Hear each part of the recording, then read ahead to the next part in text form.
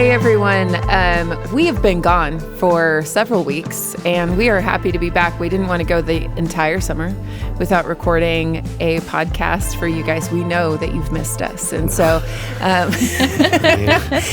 we're in the middle of a series on the minor prophets, and this last week we covered Habakkuk. And so we're going to dive into that a little bit deeper today. Who knows, maybe we'll record another minor prophet, but we are here today and I'm so excited. Yeah, me too. I've missed being here. Yeah, it's fun. It is something that I really do enjoy. So let's talk about Habakkuk. Let's do it. As we know, there are a lot of in the minor prophets, there's a lot of little verses that you could pull out, and we'll talk about a few of those today. Okay. Just the more well-known verses. Sure. What we do know of the minor prophets are these little verses that we have memorized, but or have heard preached before, but we don't really know the book. We don't know itself. The theme. That's sort of a microcosm of our relationship to a lot of the Bible is that way. We know the key verses. Yeah. It's like we've seen the scenes from the movie. We've seen the trailer. We've never seen the movie. Oh, that's good. Yeah. So when I think about the minor prophets, in my relationship to the Bible, I was always really frustrated that until I got into my 20s, maybe, I didn't know what the exile was. Okay. And so I felt like that was a really big part of the biblical story. Yeah, it is. And the minor prophets have a lot to say about this specific thing, the exile. So why don't you... So you heard the word exile, but you're like, I didn't even don't know. want to raise my hand, but I don't know what that means. I didn't know what it meant. I think it was talked about very generally, but no one ever sat down and taught me even that. Okay, so we're getting into some context here. Yeah, great. Even that there's a northern and a southern kingdom. Yeah, so why don't you talk about that just a little bit? Okay, so if you think about kind of 30,000 foot view of Israel's history, they come out of Egypt. We know that. They're in the wilderness for 40 years. Then they go in and they conquer Canaan. They start to set up a kind of kingdom. That leads us into the time of the judges. But it's not a great time. And so right on the heels of the period of the judges, the people start asking for a king. So you have Saul, David, and Solomon. I think each of them reigned for 40 years. So these are the first three kings of Israel. Saul has his good moments, but some probably more not so good moments. He was not great. Is rejected by the Lord. Obviously, there's the whole tension with David. David's probably the prototypical Israel king of Israel. He's the one that's kind of referenced as the time. David's the one that they're sort of looking, back to. He's the one that's kind of held up as the standard. And then his son Solomon has a run of 40 years as well, and there's a lot of prosperity. Yeah. They do very, very well. Starts out strong, doesn't finish so well, ends up having his heart sort of diverted away to other gods and so forth, and you can read about that. And then after this, Solomon's son takes over the kingdom or inherits the kingdom. He's like, what should I do? Should I give the people a break or should I push them harder? And he comes back and says, well, whatever my dad did, I'm going to make it worse. And that leads to an uprising and a civil war. And they never recover. It's like the kingdom splits and it doesn't come back together. So southern Israel's called Judah, northern Israel's called Israel. Ahab, Jezebel, that's all northern Israel. And then you get some decent kings in southern Israel. Not too many, but there's a few that are all right. Each half of Israel in its own time is ultimately defeated. Who is it that takes them into exile? Is it the Assyrians? The Assyrians. I sent you guys the timeline on here. Thank you. Yeah. That's what I was going to say, is Assyria. Yeah. So Assyria defeats them and they go into exile, which means they're removed from their land. So this is common practice when these empires, these kings would come through. Whenever you would be defeated, a lot of people would die, and then a lot of people would be carried off as slaves or carried off into a new, back to where these people were from. So the people that were left behind, who weren't taken by Babylon or the Assyrians, formed this new, they think of themselves as the real Jewish people, and they build this temple of sorts at a place called Mount Gerizim. Is this where Samaria comes from? Yeah. Yeah. So anyways, all these Jews start coming back. They rebuild this temple. Then there's 400 years of silence. That basically is between the Testaments. And somewhere in there, Alexander the Great comes through, takes over. And this is when Greek culture begins to spread. And so Greek and Roman culture are pretty closely tied together. Rome ends up taking over much of what Alexander had conquered. And that brings us to the time of Christ. So since we're talking about major lessons from minor prophets, why are these prophets called minor prophets?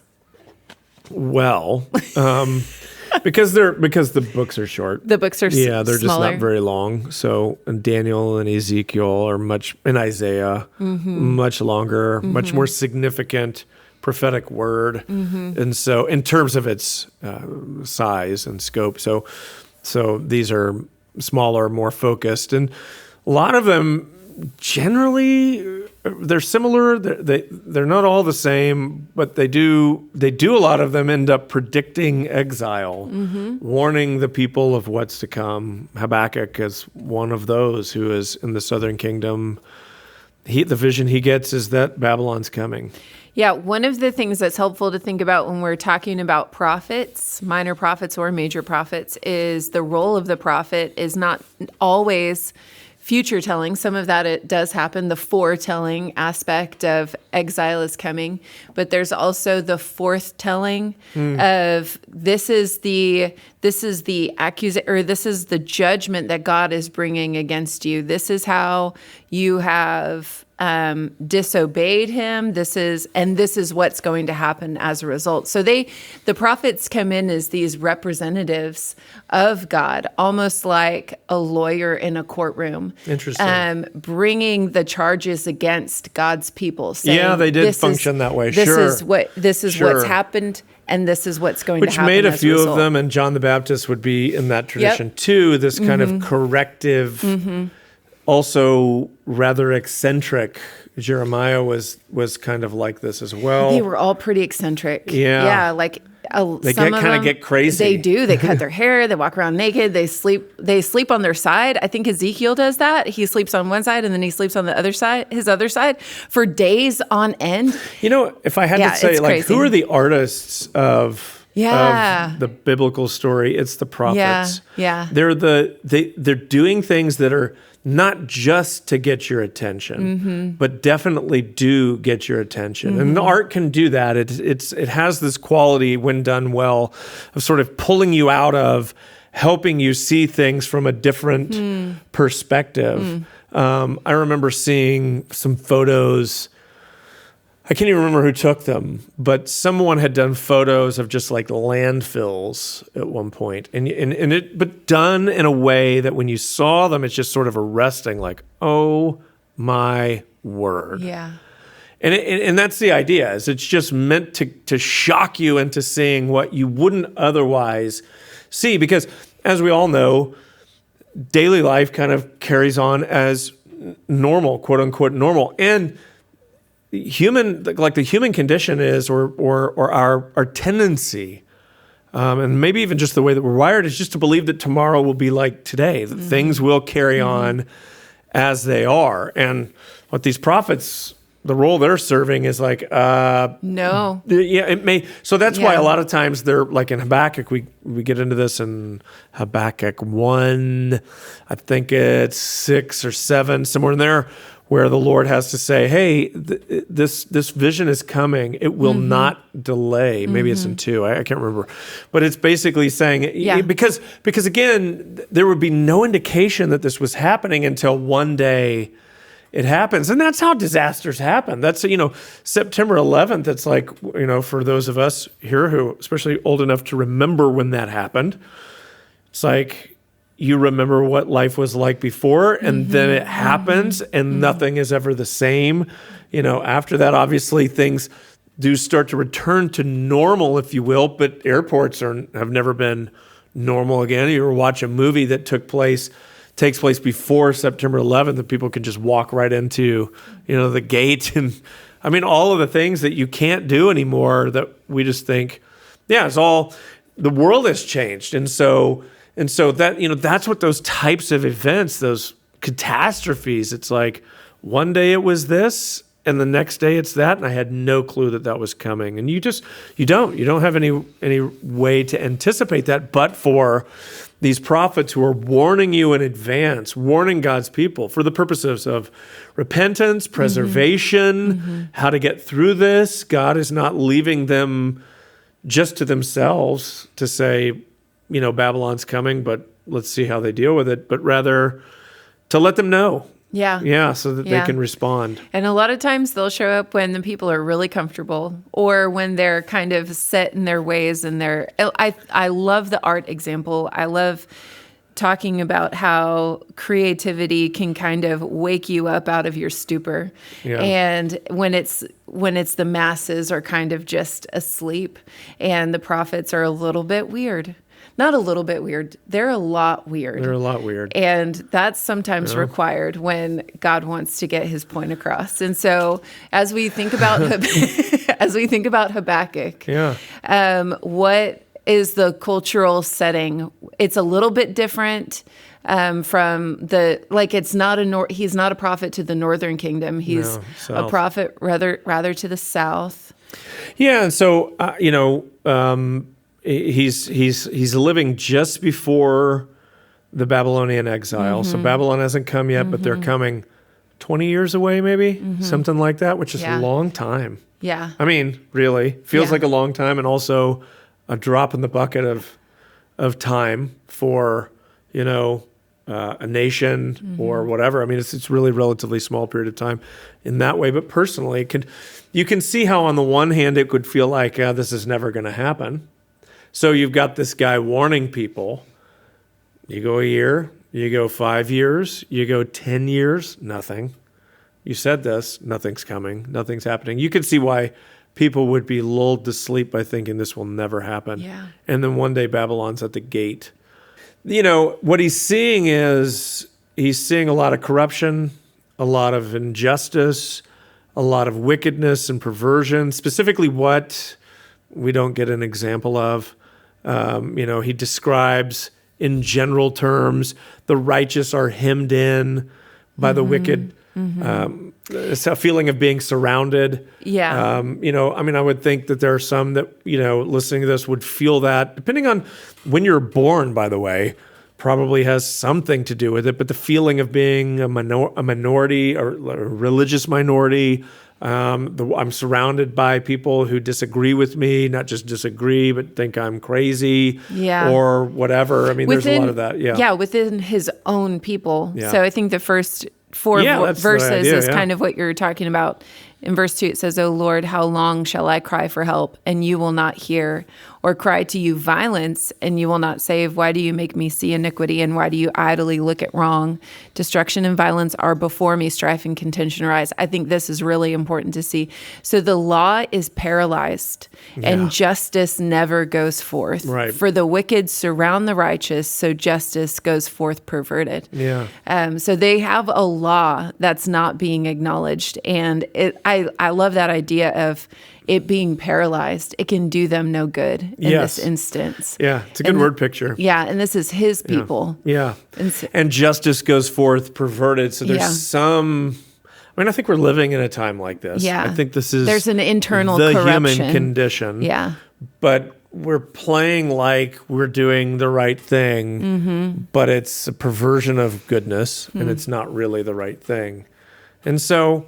yeah, I think there's some interesting corollaries here between Habakkuk's time and our time for a lot of folks, which is, we have this, there would be many people who would feel we have this sort of Christian heritage, and there was maybe a previous time where we seemed like we were maybe closer to God, and now we've left and abandoned a lot of that, and it seems like there's wickedness all around, all this kind of thing. I would imagine there are people that relate a lot to what Habakkuk seems to be saying. So one thing that's interesting and different about Habakkuk is he's not bringing the kind of like lawsuit, as it were, like you've broken the terms of our covenant, like from God to the people, but he is going to God and complaining to God about the injustice that he sees around him. So this sets him apart from the other minor prophets in a pretty interesting. So what you're saying is, and I didn't even talk about this weekend, but it is a good point. So the other prophets are getting a word from the Lord, and the Lord's saying, go tell. Habakkuk is showing up before the Lord saying, what gives? Where are you at? Why aren't you doing anything? And that's a distinction. Yeah. And he's a little different. So, and Habakkuk does read and feel like a psalm. The Psalms work much the same. If you read a lot of the Psalms, they're a lot the same in that they start with a complaint and they end with praise, worship, and trust. And that's exactly how Habakkuk works. Yeah, it is really beautiful. So before we go down that road, we talked about lament this weekend. And you talked about Act 1 being Habakkuk pouring out his heart before the Lord. Right. So let's talk a little bit more about that. We can talk about Habakkuk before the Lord, us before the Lord, and then us within the context of human relationships. Sure. So yeah. Probably do the whole podcast on that one thing if you wanted to. We probably could. We still have to work to limit ourselves. Yeah. So Habakkuk is lamenting. One of the things I said as I was teaching this weekend is just when you read this, like, what tone do you think he seems to be speaking in? Like, how does it sound to you? He sounds angry to me, frustrated at the very least. Why are you doing nothing? And I think if you're honest with yourself, for a lot of us, that kind of language directed at God feels uncomfortable. At least when we try that on for ourselves. Yeah. God, why did you allow this? God, why am I going through this? God, why did my husband die? God, a million different things that you could imagine being angry with the Lord about. And so when we think about bringing those frustrations, I didn't think my life would turn out like this or whatever, bringing those frustrations to the Lord. Many of us, I think, what we would rather do or what we're more comfortable doing is bringing a more formal, polished, positive request to the Lord. Specifically, what am I asking, rather than pouring your heart out and saying, I'm mad, and I think I might be mad at you. Habakkuk's writing in really beautiful poetic language, and so, our prayers don't come out with quite the same, that's true, literary quality that Habakkuk or the Psalms are written in. But the emotion, that's the cool thing. Like Habakkuk, the Psalms, these are poetry, and poetry is, and I'm not good at poetry, and I don't read a ton of poetry, but, my understanding of poetry is that it's a use of language to express emotion in ways that aren't necessarily even correct, if you will, or how you might normally speak. It's not just rhyme. A lot of poems don't rhyme, but rather it's language meant to express emotion. So it's like an artist using words as like a paintbrush, with like a colors on a canvas. And you're meant to, they're evoking feelings with words. It touches on the human experience in a way that just kind of a statement of facts can't. That's right. Yeah. Yeah, that's so. But what that's getting, the heart of what I think that is expressing is that we have emotions and we feel these things, and God seems okay with Habakkuk, but not just Habakkuk, many others, as the Psalms are filled with lament, but there's more throughout, particularly the rest of the Old Testament. You do find some in the New. That is just pouring your heart out to God. So what I talked about this weekend was that, and Blake was really the one that said this first, so I thought it was really good, but lament is not necessarily theologically true language, it's emotionally true language. It's less concerned with, am I getting all the facts right about who God is, or the theological kind of parameters of who God is, or whatever's going on correct, and more just stating what I seem to be going through, what it feels like. And so you get this in a lot of the Psalms. You seem so far away, distant, silent. Of course, we know God wasn't far away or asleep or distant or whatever, but it felt that way. And I think that's what Habakkuk is expressing here is, this is how I'm feeling in this moment. This is what it feels like. And I think this is important because it's hard for us, it has been hard for us to make the distinction between emotionally true language and theologically true language. And the best example I know of this is Psalm 22 that Jesus quotes, my God, why have you forsaken me?" I always thought that was theologically true language. But, I didn't even consider that it's coming from David. And if you think it through, is David saying God had literally forsaken him? No, of course not. He's saying, this is what it seems. This is what I'm experiencing right now. Like in my limited human capacity, it feels as if I've been forsaken. Yes. Yeah. And if you read all the way to the end, so depending on, if you read it from David's point of view, it's true. God didn't forsake him. God shows up. But if you read it as prophetic and that it's words of Jesus, it really makes a lot of sense. It says, my God, why have you forsaken me? And then later it says, but he has heard you. He's heard the suffering of his afflicted one, and he hasn't turned his face away. Well, I think about, it's a song I really like, actually, but there is a song that says, a refrain, the Father turned his face away. We've sung it before, but it's not, God, so there's this notion that God somehow had to abandon Jesus on the cross so that he was utterly alone. And in one sense, he's utterly alone in that God is not, sending legions of angels to not just to save him, but in some sense to justify him. Yeah. See, that's the key thing, right? Yeah, vindication is coming. That's the idea. But not yet. Yeah, that's right. Yeah. So he's not experiencing vindication yet, so it just feels like right now I'm just kind of hung out to dry here. Yeah. I'm utterly alone. And of course, I think, if you've ever been through anything, like that feels like, that's real human experience.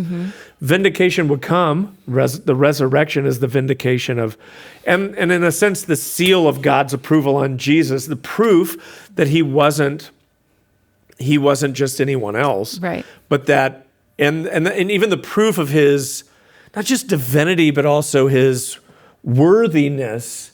That was how they saw it. This is why the religious leaders are like, if you are the Christ, come down off the cross.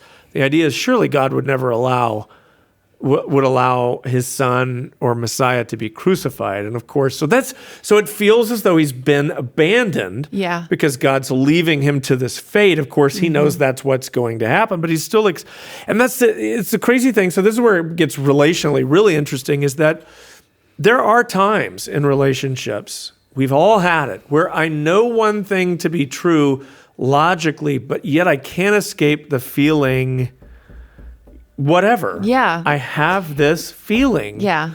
And it doesn't mean that the feeling is true exactly, but there usually is some measure of truth in it. And so it does take quite a lot of work. It can, for someone like me, investigative work to not let it die, to not just brush it aside, as I've done many times, and just go, that's up. You're out to lunch. It's crazy. That doesn't make any sense. Because it doesn't in my mind. But the more questions and investigation I do, the more you start to say, oh, okay, I'm starting to see what you're talking about here. Yeah. So, and on the feeling side of things, I think it's so hard. I'm totally Heather in this scenario, like 1,000%, like such a high feeler. And I'm trying to do a better job of saying, I have a lot of feelings about this and I don't know why. Yeah. And the words I have to describe them aren't true yet. Yeah. I'm not to the bottom of it. But I need help getting to the bottom of it. And I'm having an emotional reaction to what's happening here. Yeah. And to have my husband Adam to that's slow down exactly and go, right. Yeah. I'm going to approach. And sit with you patiently in Yes. that and say, I'm not going to "Okay, fact her. we're going to get to the bottom of this. We're committed to each other. Yes. And so Yeah. let's figure this out together." And I was having a conversation with my husband last night, and we had to stop. And I looked him in the eye and I said, "I love you. I'm for you. We're going to get through this together." Like, it's such a big deal. And to maintain that posture of curiosity, like, Oh, gosh. hey, tell me more Because you about often that. feel under threat, and Yes. a lot Yes. of times Yes. the emotional response. And again, I want to be clear. We're not talking about people who are immature, and it No. could be. But I'm not just talking about immature insofar as they're just dominated by their emotions and they're just having these Flying off the tantrums. handle, That is not yeah. what we're talking Yeah. about. But we are wired in different ways, and for some of us, it's like this last week, my sciatic nerve was hurting on my right side, so there's just this dull ache down my right side, and I can't exactly tell you what causes it. I know the general area, where I hurt and maybe have some inclinations as to why I've got tight hamstrings, this, that, and the other, or whatever. Stretching helps, all of this type thing.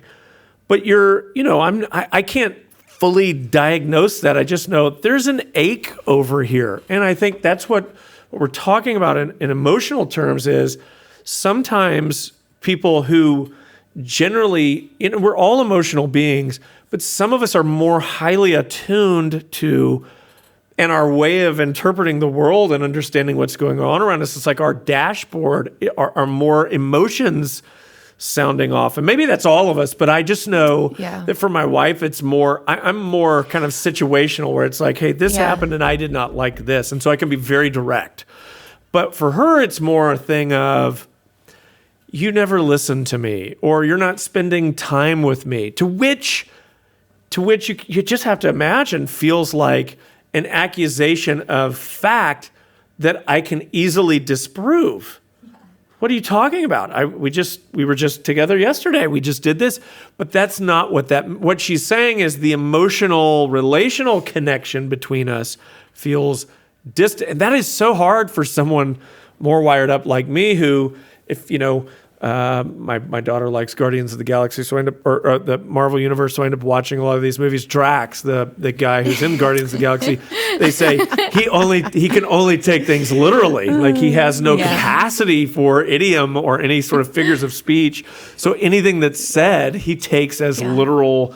And I think I'm probably a little closer to that. It's a little more simplistic. Yeah. And I think, honestly, sometimes, to come back to Habakkuk, we treat God like that. Like, when we come to him, we don't want to bring him our emotions because we're like, well, he's God. He knows everything. We can't really argue with him. Or I think what happens a lot are people who feel, that's true. Yes. Who am I to put God on trial? Yeah, because he's God and he knows everything already. And so I just gotta take your medicine. Yeah, and I love John Coe wrote a book, Where Prayer Becomes Real, and he said that prayer is not a place to be good, it's a place to be honest. Yeah, wow. And so we come to God dressed up. We want to be good. We want to bring our best to him, which so is why that people he struggle answers to our do prayers. it. Their language gets stilted because we speak in very formal. We don't know even how to talk right. We don't even know how to bring what's actually in our hearts out before the Lord. Like, we don't know how to do it. Yeah, well, we have to practice doing things like that. I think another reason is that people feel like God only honors positive prayers. Yes.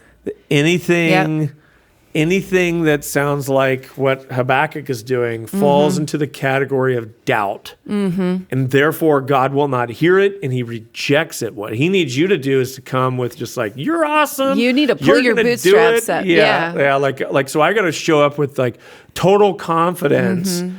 But the Psalms just don't have that language. No, not at all. And neither does Habakkuk. Yeah. I mean, yes, like it is really bizarre that we think our confidence or something that we can conjure within ourselves is going to help God do his job. But think about this. So it's, I just think it's really interesting, but your confidence isn't in your own, and we'll get to that, like the just shall live by faith. It's not faith in your faith. It's faith in the faithfulness of God. That's right. Yeah. And so you have to constantly remind yourself of that. Really good. Sorry, go ahead. No, so what I'm thinking is just, oh gosh, what was I thinking? Crap, it left my mind. Sorry. I went on a tangent. Oh, I know what it is. So when you think about real confidence, real trust, what we think of as this sort of presented, let's call it this spin. That's what we think of as faith, spin. I will only talk about things in the positive outcome. When real confidence, total trust, is being willing to throw all of yourself onto someone. And honestly, the most intimate relation. Let me just ask you, how do you feel? I watched the Truman Show yesterday with my girls. Oh, that's a good movie. I hadn't seen it since it came out, and it was fun. And what was interesting, like, if you remember the movie, obviously Truman's in this made up world that he doesn't know is super positive all the time, and he's the only one that doesn't realize he's on a TV show. And every now and again, actually quite frequently throughout the his life, someone will they're like putting, the way they make their money is like putting advertisements in the show. And so they'll like be talking, they'll like, I think I'm gonna try this, bottle of water, and it has like the label, and it zooms into them as they're talking about, whatever, product they're advertising. And it's this, increasingly as it goes through the movie, he becomes more aware of this and starts looking at people like they're nuts when they're talking in this way. And why? Because there's this sort of veneer. Veneer. Yeah. Fake language, super positive. So when I think about, like, how do you feel? Do you feel like in a press conference that you're getting the most real version of a person? Do you feel like they're really sharing with you what's actually going on, or do you feel like it's managed information? Do you feel like the news is often managed information? It is. And we understand this, and we don't like it. What we want is someone to just tell us the truth. And what we're after is like, hey, good, bad, ugly, or otherwise, we can handle it. Just be honest with me. That's what you want in relationship. And that's what real trust is. How would you feel if the people closest to you were like, I'm only ever going to talk positive to you? I'm never going to. Would you feel like, man, that's awesome. What confidence you have in me? Or would you feel like, what are you keeping from me? Now, God knows everything. Any doubts that you feel, he's fully aware of them. Am I saying that then there is no point to watching what comes out of your mouth? No, that is not what I'm saying. Right. But I am saying there is absolutely a place before God to bring him the totality, the ugly parts of what you're feeling, the doubts, the concerns, whatever that you're feeling, to lay that before him. And what you find in Habakkuk and in the Psalms particularly is this model that says, my God, why have you forsaken me? It begins there and ends with, but you have not turned your face away. You will be faithful to your promise, that kind of thing. And that's exactly what happens in Habakkuk. It ends with a prayer of thanksgiving in God's faithfulness, and being reminded that God will do what he said he would do. But it starts with complaint. And before that point, he brings out his complaint before the Lord. And how does the Lord answer? Yeah. Like, not in a way that Habakkuk would have really liked for him to answer. For sure. The Lord comes back and says, hey, listen, I've got this taken care of. I'm going to do it in a very unexpected kind of way. I'm going to take care of the injustice, but I'm going to use an even more evil and unjust people to bring judgment where there is injustice that's going rampant. And so, and Habakkuk doesn't like that either.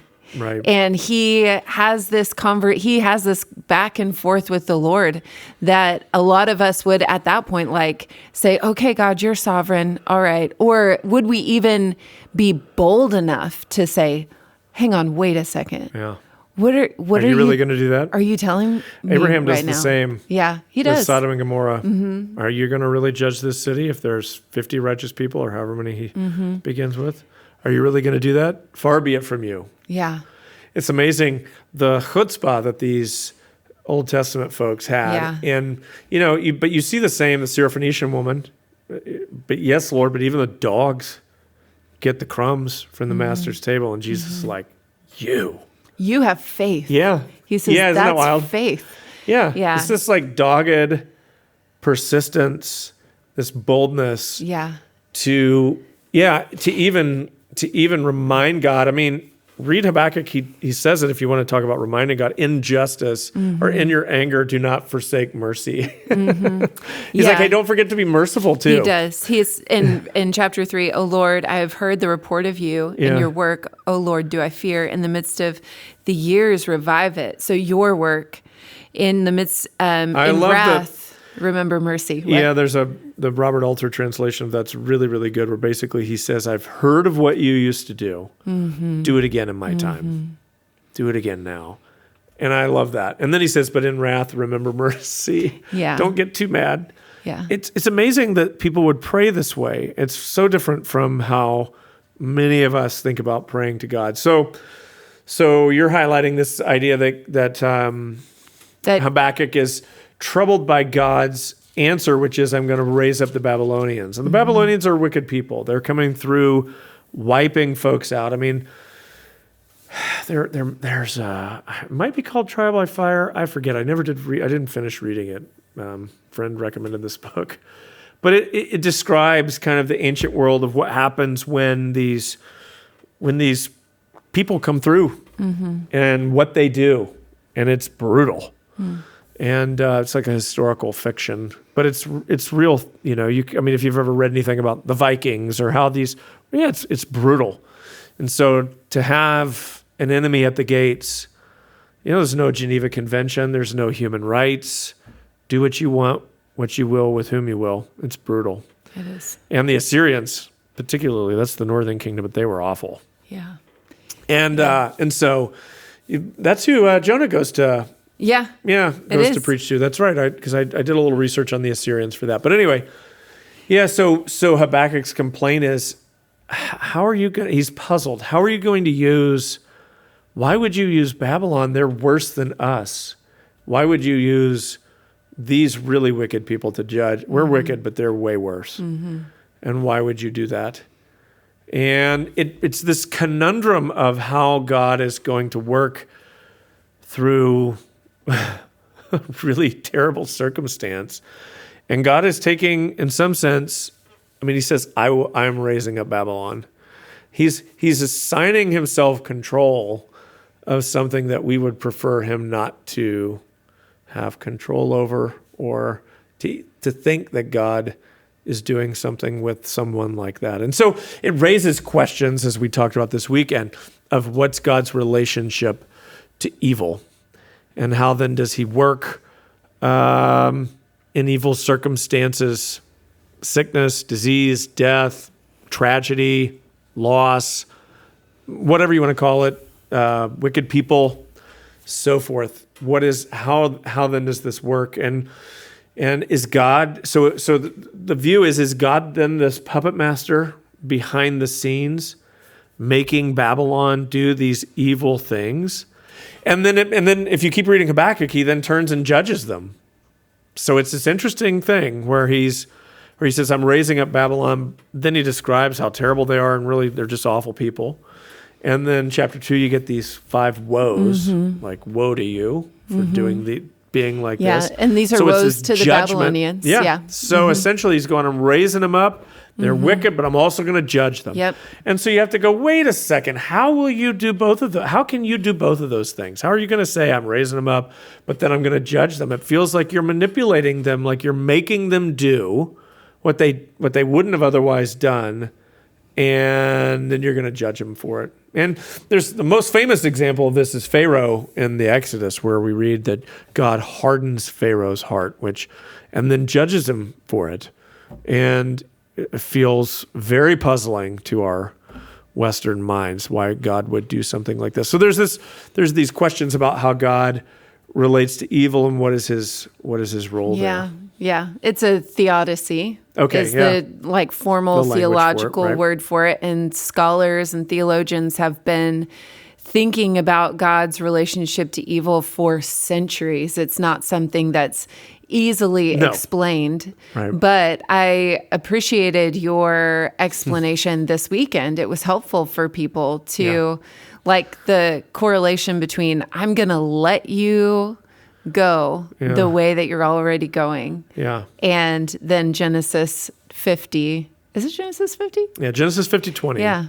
So in Genesis 50:20, I think maybe is at least my favorite verse for understanding how God works in tragic situations. So let's, globally, or here in this case, historically, you're talking about Babylon, empires, all of this. But just personally, my husband died, or I'm battling cancer right now, or we lost our, husband lost job, wife lost job, whatever the case may be, can't pay bills, whatever it is. Marriage is falling apart. There's a lot of things.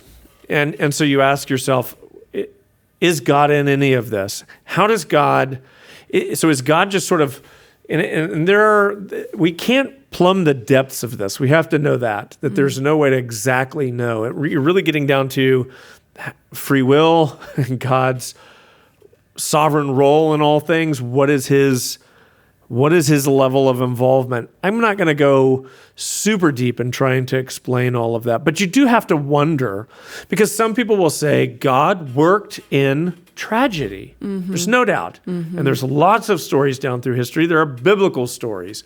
Job has to be one of those stories. There are others.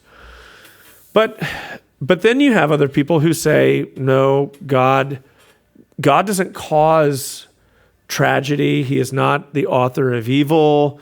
And they have verses too, and they're good. I mean, so what do you do with this? So Genesis 50:20, Joseph is being approached by his brothers after the death of their father Jacob. Because as we remember, Joseph has been sold into slavery by his brothers. He was betrayed. This is many years earlier. And it ends up working out for him. He ends up becoming the viceroy, of Egypt, but not after having gone through a really awful, spending time in prison, whole thing. Being left, thought dead, basically ostracized from the family, all of this. So he's suffered quite a lot. And so when Jacob dies, the brothers, now the family's been reunited. They're nervous that Joseph will kill them. And so they're asking him, hey, are we good? And Joseph's reply is Genesis 50:20, which is, you intended what you did to me to harm me, but God intended it for my good, for the saving of many people, essentially. And so what you get is this, I think, interestingly, one act. Joseph is sold into slavery, two intentions. And so there's the human intention, evil intention, and then there's God's good intention in the same act. And so how do we make sense of this? And the example that I used was the example of Michael Jordan, the last shot that he took, where I don't have any slides here, but where he's playing his opponent, and he did this many different times, playing his opponent to what they think is their advantage, but ends up being their disadvantage. And so the question of his last shot is, did he push off? And his answer is no, because I didn't send him anywhere he wasn't going already. His momentum was carrying him in that direction. Of course, that's how you play sports. If you're trying to fake someone out, you're trying to get their momentum going one way, and then you're going to go the other. And that's what he's doing. He's working this guy's momentum against him so that he can create space to be able to shoot this shot. And And the idea is that that's what a skillful opponent does, is that you use the momentum or the intention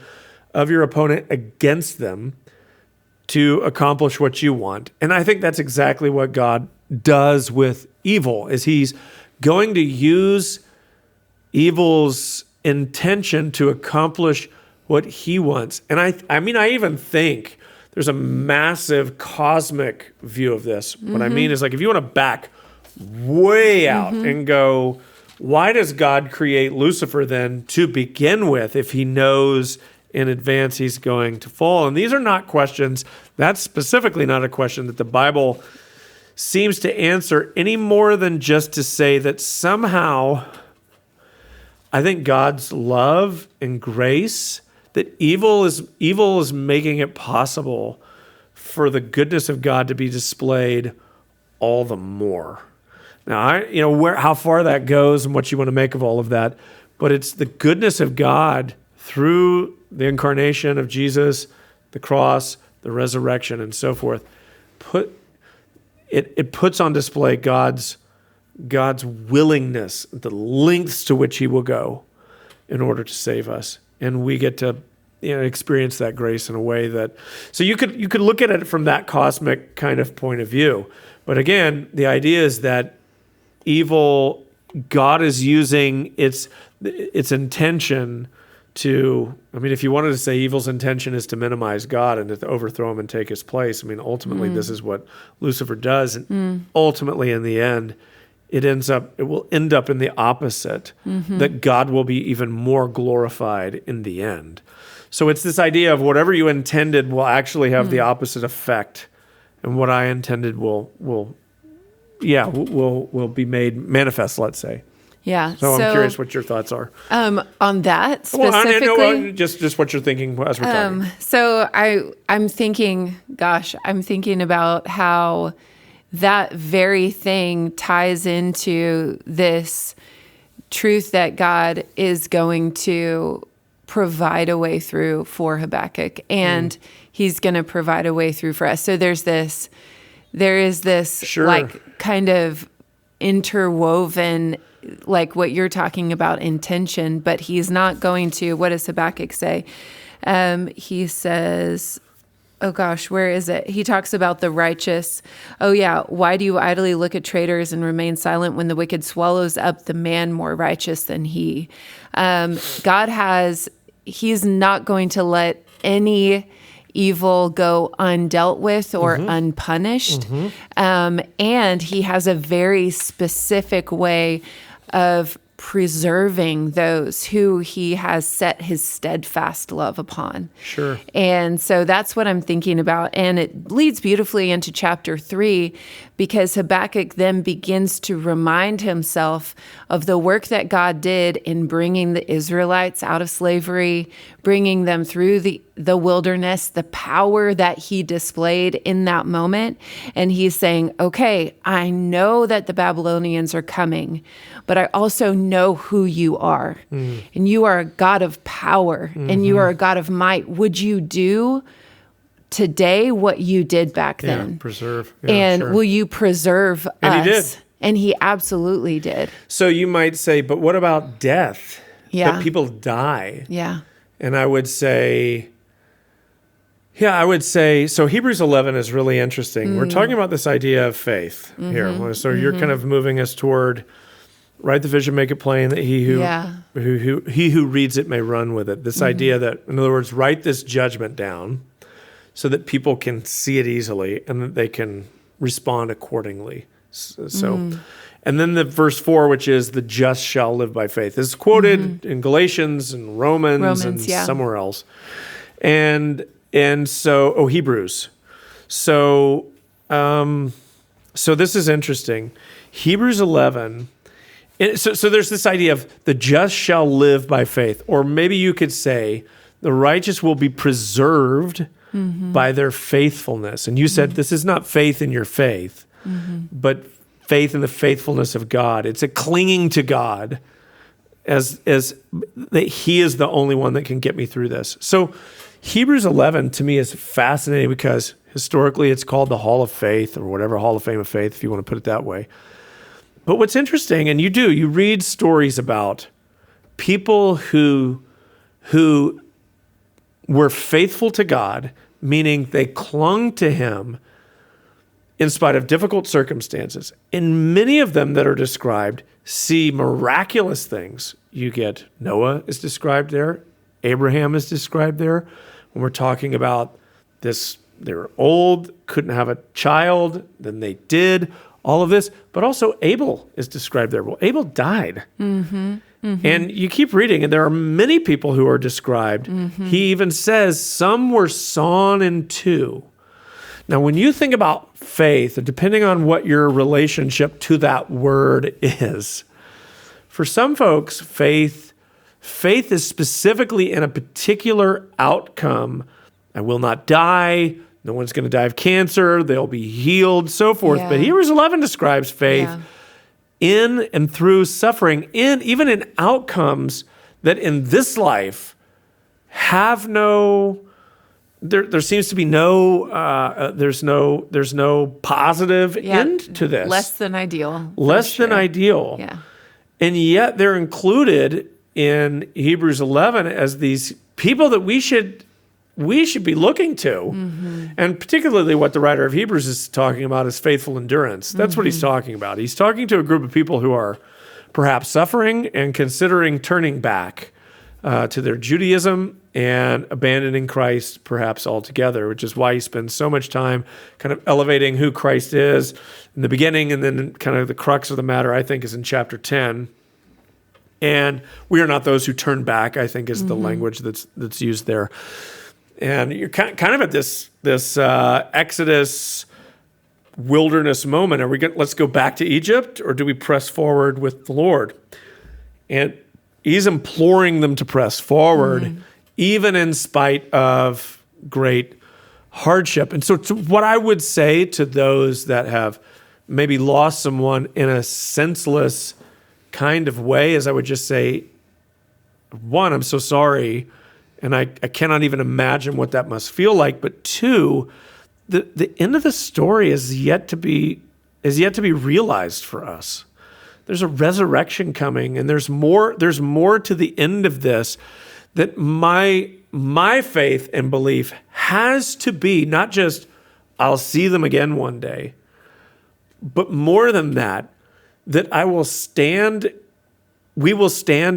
and laugh and mock death in a way that it will be so clear that it did not get the final word. And I even think there's probably more satisfaction to it than that, to where even the death and loss that we've suffered will somehow, what transpires on the other side of it will be to such a greater degree of glory and experience that we will not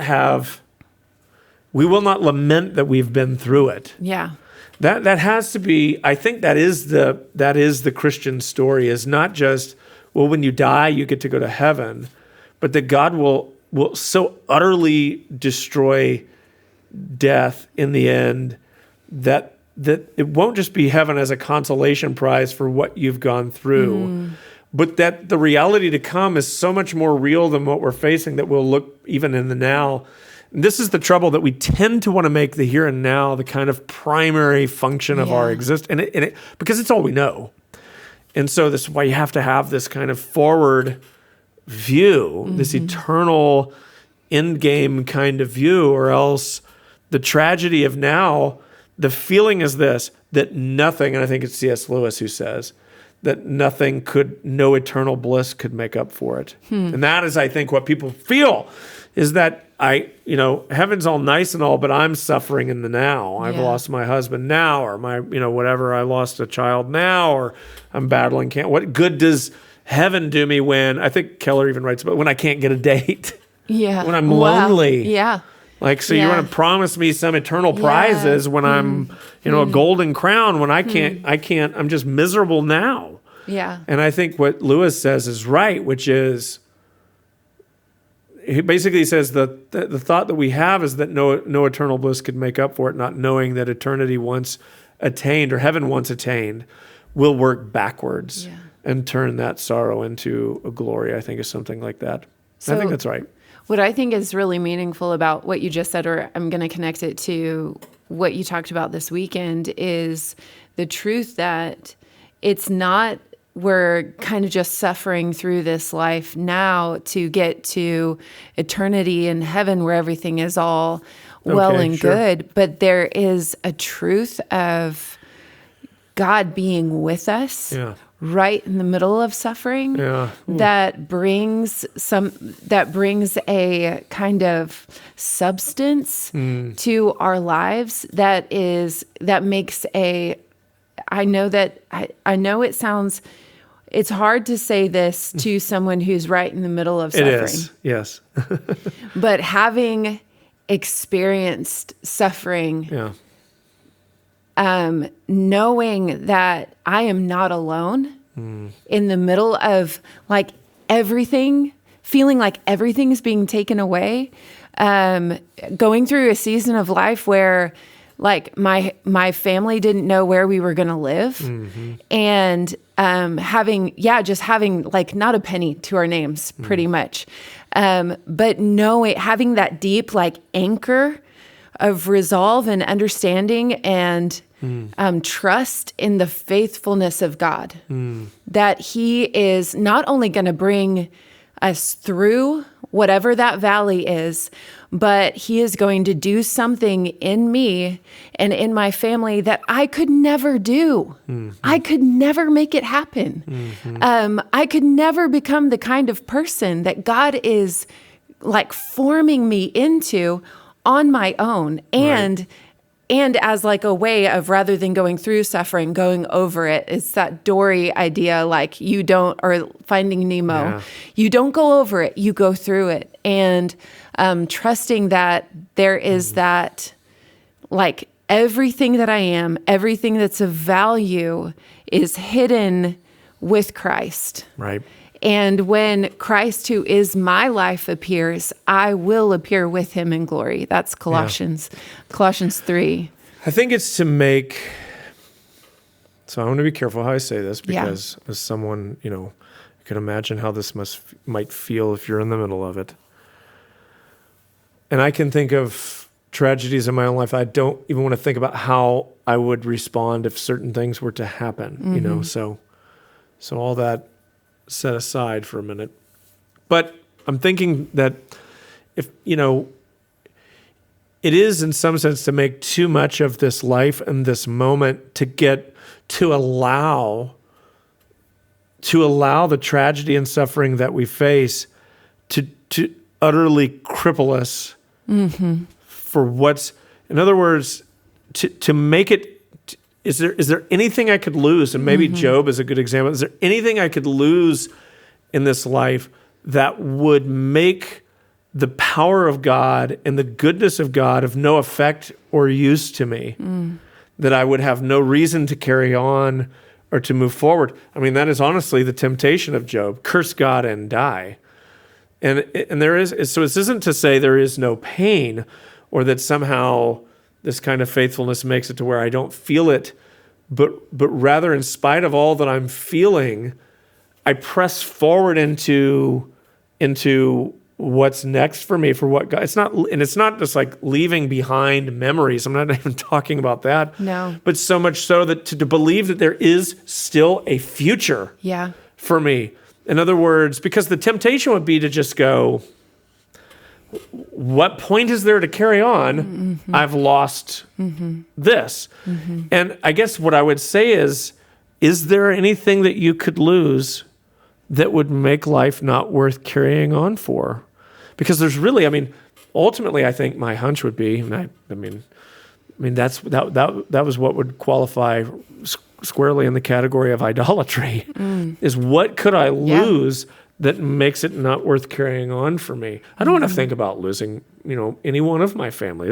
I hate that thought, and I pray to God that doesn't happen. I'm not sitting around worrying about that either, but I'm just like that. So we don't want that to happen, or we don't want to act like that's no big deal. Right. But also, if the worst does happen, can I move forward? And I think what the tendency would be is to make this life so much the thing, that we miss that we're made for more than this, which is, I think, the problem in the first place, is that we tend to want to make idols out of things that we can control and hold on to and bring us comfort and peace and confidence and so forth, only they don't in the end. And, anyway, I think that's, I don't know, that's my thought about how to, what do you do with that kind of loss? And I think, I know there are people who are like, they've lost deeply and would tell you, I still miss and long, there's a hurt there, but also there's a becoming there. Yeah. That if you let it, that you can become, that God could do something in, through, with you that you might and would not have experienced otherwise. And it doesn't mean that God's behind it or caused it, but he can be faithful through it, is my point. Absolutely. Yeah. So I think we can kind of put a bow on this conversation by talking about that the last kind of act of the sermon this weekend. And this is where he talked about aliens. Yeah. The movie. Yeah. And yeah, if you haven't, you said, if you haven't seen Aliens, it's rated R. It is rated R. Yeah. Yeah. It is. I feel like I've seen parts of it, or like if it's like come on TV. Unfortunately, so I haven't seen It's a James Cameron movie. Yeah. I am. It's a great movie. I've seen some of the later Aliens movies. No, those are not good. They're not good. The first two are good. That one's not good. Yeah. Anything after But Alien versus Predator. Yeah. That's such a good movie. Yeah. Yeah. So what do you want to know about it? Or what do we want to talk about? I want to talk about this idea of, well, okay, I'll start by reading these last few verses of Habakkuk. Okay. Chapter 3, verse 17 says, this is great. Though the fig tree should not blossom, nor fruit be on the vines, the produce of the olive fail, and the fields yield no fruit. Wow. The flock be cut off from the fold, and there be no herd in the stalls. Yet I will rejoice in the Lord. I will take joy in the God of my salvation. God, the Lord, is my strength.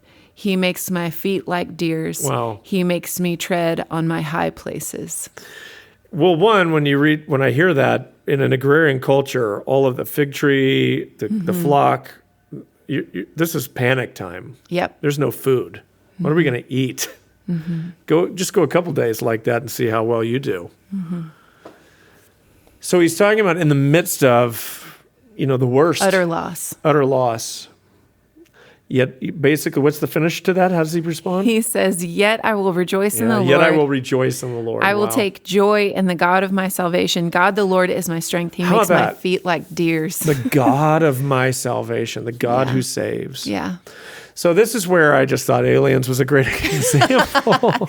I mean, fruit, no fig on the vine, aliens, kidnapped by aliens. I mean, I just seen the movie, and so I just thought of it. But the movie resonated with me in a different way this time. So full disclosure, I watched it. Don't judge me. I watched it with my 14-year-old daughter. She loves sci-fi stuff, and I feel emotionally and kind of maturity level, I felt like she was there. She could handle it. So we're starting to introduce her to some movies that she has never seen, and rightfully so. She was too young for them. And so I'm like, let's watch this together with Dad. And so anyway, so I wanted to show it to her. And but I'm watching it, and Newt, this little girl who's a second grader, is reminding me so much of my youngest daughter, B, who I did not show it to. She's 11. And it was hard to watch. As a dad, I'd not had that experience. I hadn't watched the movie in years. And so I'm sitting there just seeing this little girl vulnerable. And I'm just like, oh my word, I can't imagine if this had happened to my, all I can see is B in all these situations. And it's just wrecking me.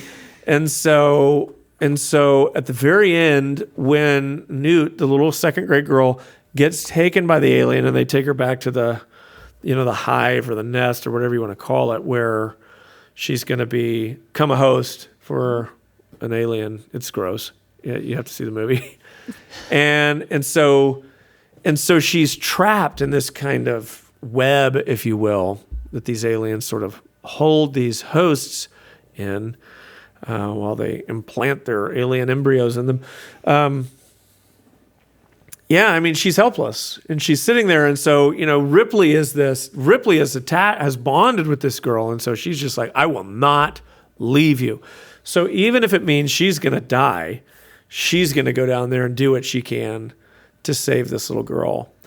And she's down there looking for her. The little girl starts screaming because an alien's coming for her, and Ripley comes around the corner and blows him away and pulls the girl out. But this statement, I knew you would come, it reminds me of what Habakkuk is saying, which is, even though it looks awful and I am trapped and I have nowhere to turn, my hope is in the God who will save me. And that's what his confidence is. And this is this is the right way of understanding the gospel, is that ultimately our problems are bigger than what we can solve. Yeah. This is not just, God, give me, strength today so I can fight my enemies.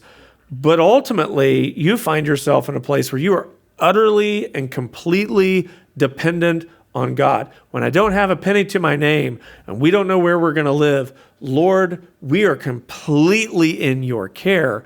And the thought is, the refrain is, I will rejoice. This notion that for her, even, there's no scene where Newt is rejoicing, but there had to be, what she says, I knew you'd come. There had to be this inner hope that she's referring to, this thought that I just know it's going to be okay. She's coming for me. Mm-hmm. And that, in my view, is the gospel. That is what it is. It is about, I cannot save myself. I can only cling to and put my hope in the one who I know in the end will come. And for me, even for those who have suffered, that is still your battle cry. That is still the cry of your heart, which is, I rejoice even in this. To me, this is the ultimate faith. This is Shadrach, Meshach, and Abednego. Mm-hmm. Throw us in the fiery furnace. We still will not bow. There's this defiance in the face of hardship and suffering that I think is profound. And I think the world doesn't know what to do with it, which is even though I've suffered and even though it seems as though I have lost, my confidence is I still will not, my resolve is that I know we will win. I know he comes through in the end. Mm-hmm. And even if you can't envision or imagine how that could be so, I think it's still possible to have trust that it is so. That if I can't even fathom how God could undo what I have been through and turn it around in such a way that I would say, wow, he brought me through, and that was, I don't want to say worth it. I don't know even how you would articulate such a thing. I think it's possible to have faith in such a thing. And so that is my view of, that is not just my view, that is the gospel. That we are in Christ, and so our only way out is by clinging to him. Mm-hmm. Because you do come to a point in your life where there is nowhere left to turn. And you've exhausted all your options and all your money and talked to every doctor or whatever, and this is what it is. And yet your confidence is someone who can go beyond all of those things. And so, I love that movie because it seems that there is no hope left, and yet here she comes, and there's deliverance in the end. That is the gospel.